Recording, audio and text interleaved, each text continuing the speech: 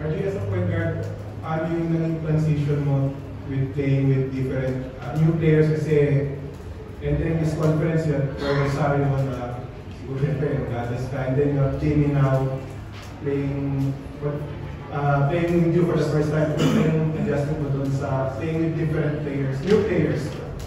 Siguro yung advantage ko lang siguro is yung kaya kong mag-adjust sa mga players na nakakasama ko na nagiging teammates ko, like Kuya Scotty, like Kuya LA, like Kuya Japet. So, pero syempre maraming struggles ngayong season, ngayong rookie year ko, pero yun isa yun sa mga dinidevelop ko yung paano ko siya ma-improve with the new guys like Troy, Jamie, sino ba, Isaac, Maya. So yun yung, as a guard, siguro yun yung trabaho ko, yun yung kailangan mo tignan, mas tunan ng pansin bukod dun sa offense, sa defense. Siguro yung pagiging general sa loob ng court, like Kuya LA, yung ginagawa niya ng buong season niya sa PBA.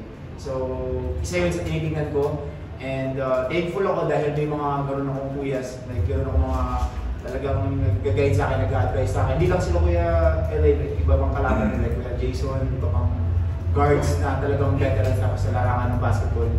Talking about adjustment pagdating sa mga bagong players. Coach,